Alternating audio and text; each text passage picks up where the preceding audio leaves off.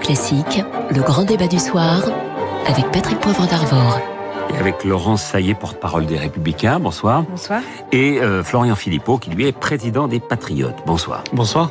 On va commencer par cette opération ce matin à Notre-Dame-des-Landes. 2500 gendarmes pour déloger 200 zadistes non régularisés. Ça vous paraît être une action démesurée, un effet média ou quelque chose qu'il fallait absolument faire puisqu'on l'avait promis?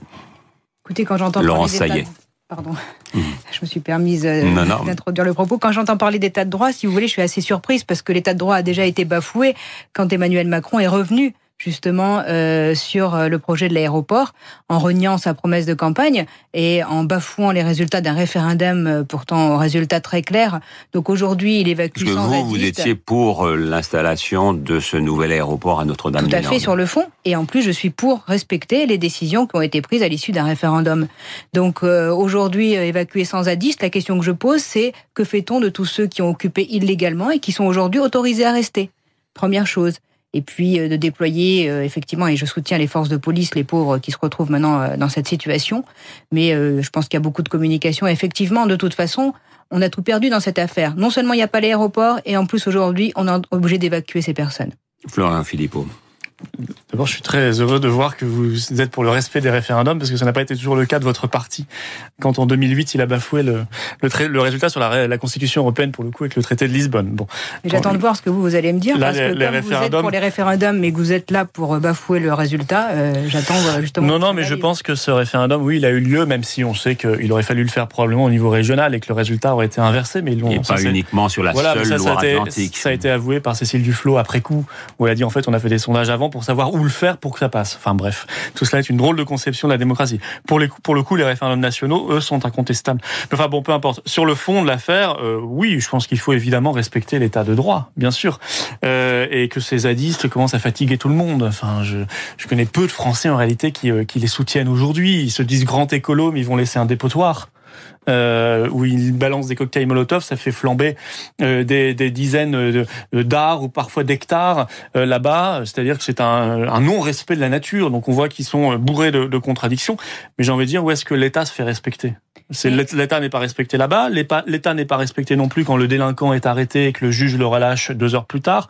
L'État n'est pas respecté quand la grande fortune défiscalise et bafoue la législation fiscale française. Vous voyez, c'est un problème de respect de l'autorité de l'État. Je crois que c'est cela que ça traduit. Non, ça y est. J'aimerais bien comprendre, parce que vous vous êtes réjoui lorsque Emmanuel Macron a reculé sur ce dossier. Donc vous êtes réjoui du fait qu'il ait bafoué les résultats de ce référendum. Pourtant, le référendum, c'est quelque chose que vous prenez aujourd'hui dans les propositions que vous faites, il me semble. Oui, je suis très favorable au référendum, mais vous savez, quand on l'organise...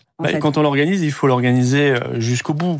Et peut-être fallait-il le faire auprès de la population française, ça aurait été peut-être un petit peu grotesque, mais au moins de la région, parce qu'on sait que c'est toute la région qui était concernée, pas simplement le département. À partir du moment où on bidouille un peu les règles dès le départ, en allant simplement sur la circonscription... Quand le résultat vous convient. Vous savez, je vais vous dire, quand on bidouille la circonscription à la base et qu'on fait un référendum, est-ce qu'on est encore bien en démocratie? Par contre, je vous parlais de 2005, où là on fait un référendum prévu par la Constitution française sur une circonscription unique qui s'appelle la Nation, et que tous les Français votent et que le président Sarkozy, avec les Républicains et le Parti Socialiste, bafoue ce vote. Là, oui, il y a une vraie rupture. Surtout que c'est pas un sujet anodin. On parle quand même de la mise sous tutelle de la France par l'Union européenne. Philippot, c'est que vous êtes prévisible. Parce qu'en fait, vous avez quitté le Front National, mais vous continuez toujours avec les mêmes discours. Vous-même, vous avez dit que Mme Le Pen ne pourrait pas arriver au pouvoir parce que, justement, elle n'était pas en capacité et vous l'avez quittée pour ça. Mais en fait, vous parlez comme elle. C'est-à-dire que, au lieu d'avoir un projet pour la France, vous ne faites que ressasser ce qu'éventuellement les autres n'ont pas fait. Donc, j'ai pas de conseil à vous donner. Pas ce sentiment, mais je n'ai pas ce sentiment, mais j'ai le sentiment surtout que vous fuyez la question de fond. Mais quelle question de fond? C'est-à-dire que vous croyez que je vais commenter aujourd'hui ce qui s'est passé en 2005? Moi, j'avance. Je sais pas. Vous ne parlez pas. Vous parlez pas du sujet de fond. Moi, je vous parle des zadistes, je vous parle de l'autorité de l'État quand le délinquant est arrêté, quand la grande fortune fraude le fisc. Et quant à 2005, je maintiens. Juste, je finis sur ce sujet. C'est une trahison gravissime du vote des Français qui a eu lieu en 2008. Alors, maintenant, autorité d'État, important aussi sur un sujet qui concerne un grand nombre de nos auditeurs, la grève SNCF. Nous sommes donc en plein dans la deuxième séquence de grève et les négociations sont au point mort. Laurence Saillet, pour vous, qui doit lâcher du lest? Les syndicats ou le gouvernement? C'est très compliqué, les négociations sont au point mort parce que je pense qu'il y a un problème de méthode.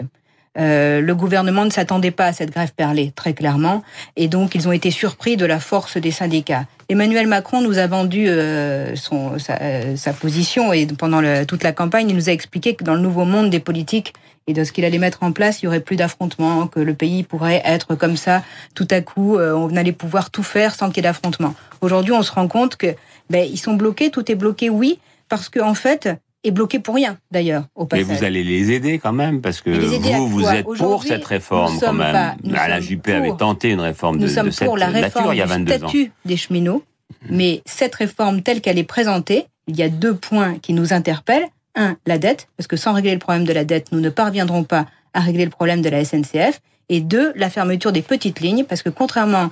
Mais oui, mais là, officiellement, donc, dans le rapport Spinetta, il y avait la proposition de fermeture de petites lignes, mais le gouvernement a dit, par la voix d'Édouard Philippe, qu'il n'y aurait pas de fermeture. Mais c'est faux, puisque c'est en projet à la SNCF, et c'est prévu. Donc, nous avons une grande inquiétude sur la fermeture de ces petites lignes. Et ces 2 points font qu'aujourd'hui, en l'état, nous nous questionnons sur l'efficacité de cette réforme. Nous constatons que donc, vous n'allez peut-être pas la voter, cette réforme ? Laissons faire le débat parlementaire. Bon, là, c'est la cacophonie. Aujourd'hui, les choses se sont ouvertes, mais entre un débat qui se fait au niveau des syndicats, mais qui est bloqué, et un débat parlementaire sur lequel les textes ne sont pas clairs, tout ceci est très compliqué. Alors vous, Florian Philippot, vous soutenez le mouvement social ? Oui, que les choses soient très claires, ça n'est pas une réforme nationale. Tous les partis favorables à l'Union européenne ne peuvent que soutenir cette réforme puisqu'ils l'ont tous voté. Ça s'appelle le paquet ferroviaire. On en est au 4e, 2013-2016, 4e paquet. L'ouverture à la concurrence. Oui, ça a commencé en 1991 et c'est la libéralisation des services publics. Là, c'est autour du rail. On en a fait d'autres avant. Et donc, en réalité, Macron ne fait que mettre en œuvre dans le droit national une directive européenne et il lui a été demandé de le faire avant la fin de l'année par la Commission de Bruxelles. Donc, il s'exécute. Mais n'importe quel gouvernement qui soutient l'Union européenne, de droite, de gauche, l'aurait fait exactement dans les mêmes termes et de la même façon. Oui, donc je soutiens ce mouvement. Je sais que c'est pénalisant. Moi, je serais favorable à ce qu'on autorise la grève, vous savez, par le service gratuit. Oui, par exemple, on peut imaginer que les conducteurs soient là, mais que les contrôleurs fassent pas payer. C'est ça. Alors aujourd'hui, ils ont essayé, mais ils prendraient personnellement un risque financier, un risque pénal. Donc je comprends qu'ils ne le fassent pas véritablement, mais ce serait beaucoup mieux. Ceci dit, il faut bien qu'ils se fassent entendre parce qu'on est sur un sujet d'intérêt national, d'intérêt général. Les sous-investissements dans le TGV qu'on nous annonce, la fermeture de gares dans la ruralité, la question évidemment de la libéralisation et donc de la sécurité derrière, de la vétusté qui peut se poser. Le service public craque de partout. Il y a beaucoup de gens qui s'interrogent quand même sur l'intérêt de garder à vie un statut spécial. C'est une des questions, le statut, qui a déjà évolué, qui doit évoluer, on est tous d'accord là-dessus. Mais pourquoi focaliser la réforme sur ce sujet-là alors que c'est presque accessoire ? Ce que vont vivre les Français au quotidien, c'est pas le statut du cheminot qui va conduire leur train. Ce qu'ils vont vivre, qui gagnent 2 000 euros ou 2 200 euros, c'est pas le sujet. Mais c'est bien le point de rupture de la négociation. Non, ce qu'ils vont vivre, c'est est-ce qu'ils auront encore une gare à côté de chez eux ou est-ce qu'elle va fermer ? Est-ce qu'ils auront un train en sécurité ou pas ? Est-ce que vous êtes pour la réforme du statut des cheminots ou contre ? Moi je pense que je ne suis pas pour qu'on bazarde tout. Moi je suis pour qu'on puisse donc un emploi à vie. L'emploi à vie. Mais moi je suis pas comme les républicains. Je suis pas comme les républicains et Macron pour la précarité partout. Je pense qu'on peut on peut défendre l'emploi à vie, ça me choque absolument pas. Il existe d'ailleurs sous certaines règles dans la fonction publique, on peut aussi tout bazarder. Je vois pas ce que ça apportera aux Français. Mais quelle est votre position précise ? Est-ce que vous êtes pour ou pas ? Mais je pense moi je suis pour du statut tel qu'elle est présentée. Mais moi je suis pour qu'on maintienne un statut et qu'il puisse évoluer.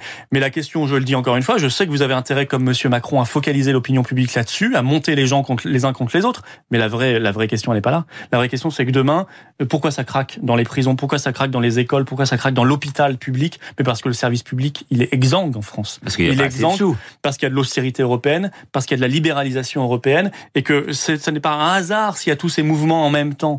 C'est que partout, ça craque, et ça fait suite à des années et des décennies de sous-investissement et de libéralisation sous l'impulsion de l'Union européenne. Donc la question, c'est est-ce qu'on sort de l'Union européenne ou est-ce qu'on y reste ? Si on y reste, on appliquera les mesures comme on le voit en ce moment. Si on sort, on peut reprendre en main notre destin. Alors ce matin, pardonnez-moi Laurence, ça y est, vous allez pouvoir répondre, mais ce matin sur notre antenne, Bruno Le Maire déclarait que les syndicats n'ont rien à proposer en contrepartie. On écoute le ministre de l'économie et des finances. C'est quoi le projet alternatif de ceux qui claquent la porte de la négociation ? Leur projet, c'est quoi? C'est de continuer à avoir une SNCF qui perd 3 milliards d'euros chaque année. C'est d'ouvrir à la concurrence en étant moins compétitif que les Allemands. Oui, la SNCF fait partie de l'histoire de la France. Mais c'est bien pour cela qu'elle doit se réinventer. Laurence Saillet, Bruno Le Maire est un ancien de chez vous. Vous partagez son opinion?